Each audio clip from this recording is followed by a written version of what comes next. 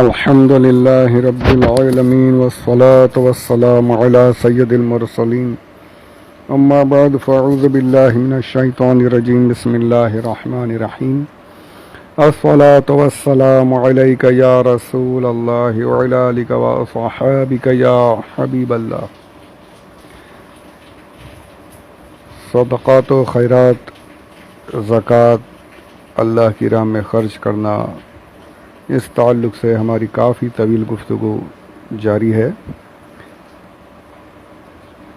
इसके पहले मैंने एक हदीस पाक बयान की थी जिसमें यह था कि अल्लाह अज़्ज़ व जल इखलास के साथ दिए गए सदक़े को अपने दाएं हाथ से कबूल फरमाता है। मैंने उस पर बताया था कि इसमें मुराद ये है कि अल्लाह अज़्ज़ व जल अपनी क़ुदरत कामिला से उसे शर्फ़ अता फ़रमाता है। ये नहीं कि अल्लाह के दाएं या बाएं हाथ हैं, मअज़ल्लाहि रब्बिल आलमीन। इसी पर एक बड़ी ही प्यारी बात, यानी यहाँ पर वो बात मैं बताना भूल गया था, बताना ज़रूरी है यहाँ कि अल्हम्दुलिल्लाह उलमाए अहले सुन्नत जो हैं वो किस कदर मुहतात और किस कदर हुज़ूर अकरम सल्लल्लाहु अलैहि वसल्लम की ताज़ीम और आपका अदब हर जगह ख्याल करते हैं। इंसान जो राइट हैंडेड होता है, सीधे हाथ से काम करता है, उसका बायां हाथ दाएं हाथ से कमज़ोर होता है, यानी उतना ताकत नहीं लगा सकता लेफ़्ट हैंड से, उतना उसमें दम नहीं रहता जैसे कहा जाए। बाएं हाथ में उतनी कुछ कमज़ोर ज़रूर होता है वो दाएं हाथ से। लेफ़्ट हैंड जो राइट हैंड वाले जो काम करने वाला है उसका लेफ़्ट हैंड कुछ ना कुछ कमज़ोर ज़रूर रहेगा, उतना मुकम्मल तरीके से जितनी सीधे हाथ में ताकत है उतनी उल्टे हाथ में बाएं हाथ में ताकत नहीं होगी, यानी एक तरह की कमज़ोरी है। अब यहाँ पर देखिए तफसीर ज़िया नुजुमुल फ़ुरक़ान जो मैं पढ़ रहा हूँ, जिन्होंने ये लिखी अब्दुल रज़्ज़ाक़ साहब, उनके उस्ताद हैं अबुल हसनात, और उनकी भी तफसीर हसनात भी मैं मुताला कर रहा हूँ। तो वो अपने उस्ताद की बात बताते हैं, यानी इसमें देखिए उलमा अहले सुन्नत का इश्क देखिए और उनका अदब कितना प्यारा है अल्हम्दुलिल्लाह। वो कहते हैं कि मेरे उस्ताद साहब जब भी हदीस पाक में या कहीं पर भी ये कहना होता कि हुजूर का बायां हाथ, हुजूर का दायां हाथ और हुजूर अकरम सल्लल्लाहु अलैहि वसल्लम का बायां हाथ, यानी हुजूर ने बाएं हाथ से ये किया है, बाएं हाथ से कर, तो वो कहते हैं कि उन्होंने कहा कि यूँ कहो कि हुजूर अकरम सल्लल्लाहु अलैहि वसल्लम का दायां हाथ और हुजूर का दूसरा हाथ, यानी बायां मत कहो, क्योंकि बाएं हाथ में कुछ कमज़ोरी रहती है, कुछ कमी रहती है। तो हुजूर अकरम सल्लल्लाहु अलैहि वसल्लम की तरफ बाएं हाथ की निस्बत भी मत करो, हुजूर में कोई कमी है ही नहीं, हुजूर हर तरह से मुकम्मल है, कहीं पर कोई कमी है ही नहीं।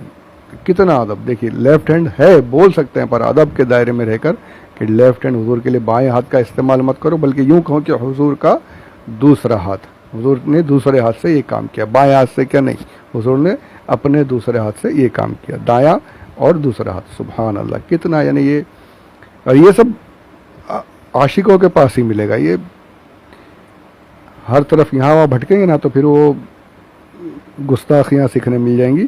अल्लाह हमें आशिकों के साथ रहने की तौफीक अता फरमाए, आमीन बिजाहिन नबील अमीन सल्लल्लाहु अलैहि वसल्लम। अब सखावत में जो है, जो इतने फ़ज़ाइल मैंने अहादीस और वाक़यात मैंने जो पेश किया आपके सामने, इसमें ये बात, दो बातें ज़हन नशीन रखनी है कि जो भी माल हम अल्लाह की राह में ख़र्च कर रहे हैं, चाहे वो अपने अहल व अयाल पर हों, एक बात अहल व अयाल पर ख़र्च करना अफजल, उसके बाद जो बचे वो अल्लाह की राह में ख़र्च कीजिए। और तकवा मैंने बताया, तकवे की मिसालें जो हैं कि सारा का सारा भी कर दें तो भी वो तकवा है, और कुछ खर्च करें तो उसकी भी इजाज़त है, कुछ अपने लिए रखें कुछ खर्च करें उसकी भी इजाज़त है। एक बात ये, और दूसरी ये कि जो भी माल अल्लाह की राह में दिया जाए वो पाक हो, तय्यब हो, यानी हलाल हो। हराम अल्लाह अज़्ज़ व जल कबूल नहीं फरमाता, अल्लाह को पसंद ही नहीं है। अल्लाह पाकीज़ा और पाकीज़ा चीज़ें ही पसंद फरमाता। इस पर एक बड़ा ही प्यारा वाक़या ये मैं बताना बहुत ज़रूरी समझता हूँ, बहुत ही उम्दा वाक़या है ये, समात फरमाएं, दिल खुश हो जाएगा इंशाअल्लाह। तो चलिए रूहुल बयान में गालिबन है और नुजुमुल फुरकान में तो है ही। ये कहते हैं कि एक बुज़ुर्ग थे, उनका हाल ये था, बुज़ुर्ग भी थे, अल्लाह वाले भी थे और दुनिया के कामकाज भी, मतलब अहलो अयाल भी उनके थे, शादीशुदा भी थे, बच्चे भी थे, घर बार था, काम भी करते थे और इबादतें भी करते थे। उनका हाल ये था कि दिन भर जो भी कमाई होती, जो नफ़ा वगैरह मिलता, उसके 3 हिस्से कर देते हैं।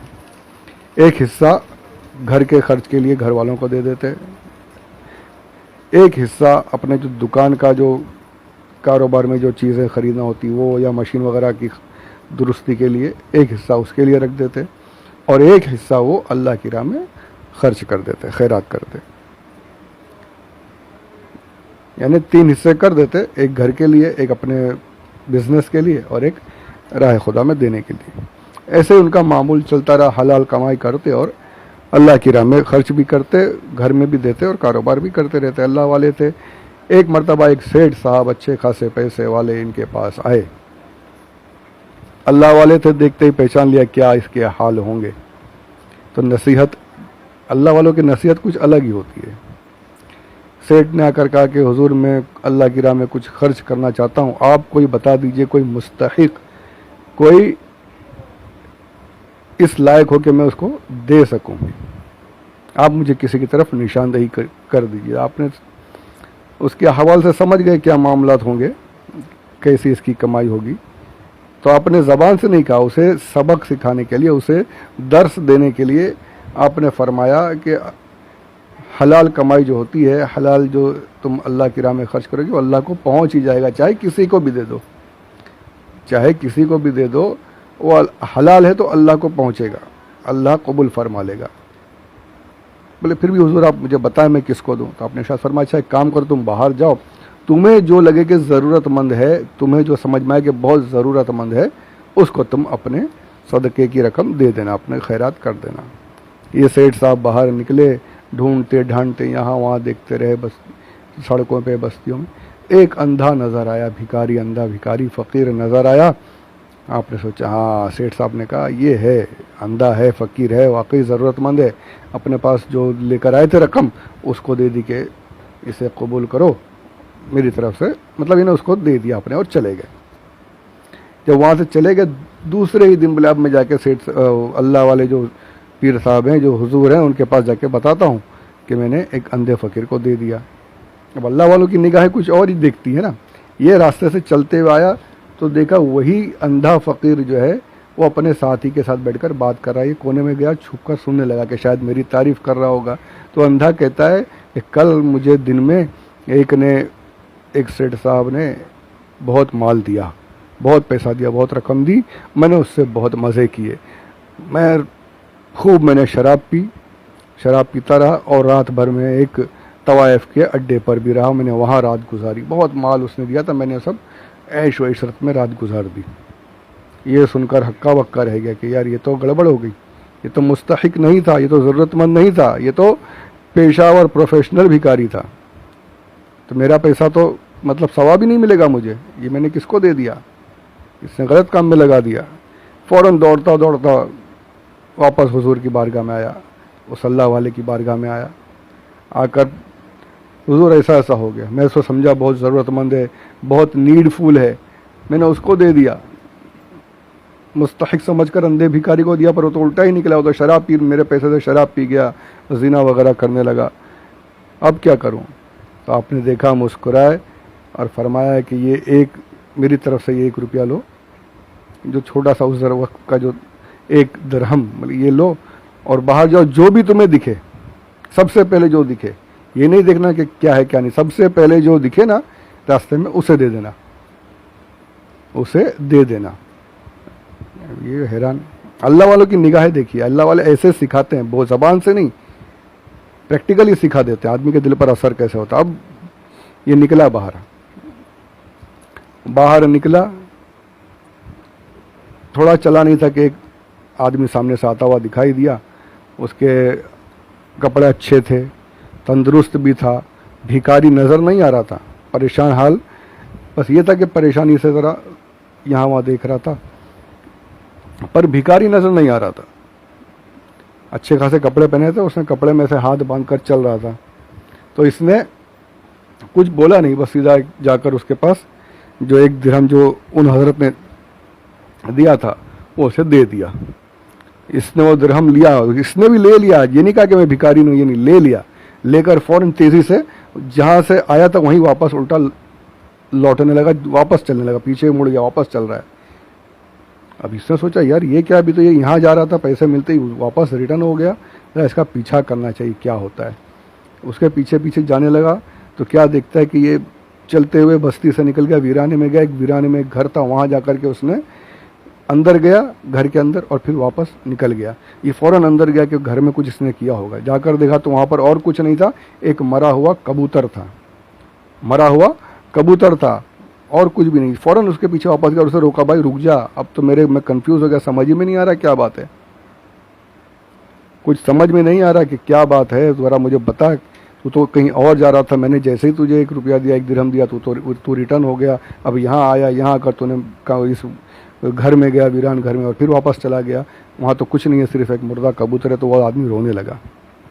वो रो कर कहता है कि भाई मेरे छोटे छोटे बच्चे हैं, मेरे छोटे बच्चे हैं, मेरे पास काम काज ख़त्म हो गया, काम काज नहीं है, बच्चे 3 दिन से भूखे रो रहे हैं, बिलक रहे हैं, मैं उनके लिए खाने के लिए कुछ लेने के लिए गया था, कुछ नहीं मिला, ये मुर्दा कबूतर मुझे मिला था, मैंने सोचा कि इसे ही ले जाता हूँ, कहीं से कुछ मिल जाए पकाने के लिए, तो मैं ये कबूतर ही बच्चों को पका करके खिला दूंगा, उनकी भूख मिटा दूंगा। मैं ये सोचकर भटक रहा था कि तुम मुझे मिल गए, तुमने 1 दिरहम दे दिया, मैंने सोचा कि अल्लाह ने मेरे रिस्क का बंदोबस्त कर दिया, अब इस कबूतर को नहीं खाते, इसलिए ये कबूतर इस वीरान घर में मैंने छोड़ दिया, अब जाकर अपने बच्चों के लिए खाना लेने के लिए जा रहा हूँ।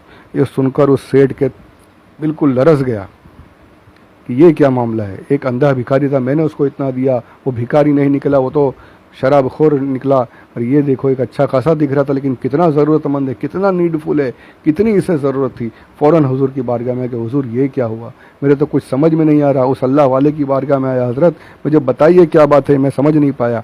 तो आपने फरमाया, बेटा मैंने पहले कहा था ना कि जो हलाल होता है वो अल्लाह मुस्तहिक तक अपने आप पहुँचा देता है, जो हलाल की कमाई होती है वो मुस्तहिक तक अपने आप पहुंच जाती है, हराम को अल्लाह कबूल ही नहीं फरमाता, वो मुस्तहिक को पहुंचेगी ही नहीं। अब उसके समझ में आया कि मेरी जो कमाई थी वो हलाल की नहीं थी, हराम का हिस्सा था, इसलिए वो हराम में ही चला गया, शराब में और ज़िना में चला गया, और हज़रत का पैसा वो हलाल का था, इसलिए जिसको ज़रूरत थी उसी के पास पहुंचा। सुबहान अल्लाह, सुबहान अल्लाह, कितना प्यार। ज़रा सोचिए, तसव्वुर कीजिए, कितना इस वाक़े में कितने दर्स इबरत है कि हलाल कमाई से अगर हम एक रुपया भी खर्च करेंगे उस ज़रूरतमंद के पास पहुंचेगा, अल्लाह उसे कबूल फरमाएगा। और हराम से कितना भी देते रहो, यहाँ वहाँ फजूल जाता रहेगा। तो इसलिए जो भी अल्लाह की राह में खर्च करें, हलाल से खर्च करें। अल्लाह पाकीज़ा है, पाकीज़ा को कबूल फरमाता है, तैयब है, तैयब को कबूल फरमाता है। और यहाँ ये भी पता चला, जैसे मैंने पहले एक बार कहीं कहा था, कि खाली अब जो भीख मांगते हैं यही नहीं, ज़रूरतमंद आपके आसपास में भी ज़रूरतमंद लोग होंगे जो अपनी गैरत की वजह से मांगते नहीं, हाथ नहीं फैलाते, उनको ढूंढिए, पता कीजिए, और उनको खुद से बढ़कर आगे जाकर दीजिए। ये जो पेशावर, जो प्रोफेशनल भिखारी घूमते रहते हैं, इनको देने में ही सवाब नहीं मिल जाएगा, ऐसी बात नहीं है, बल्कि प्रोफेशनल्स को तो देना भी नहीं चाहिए।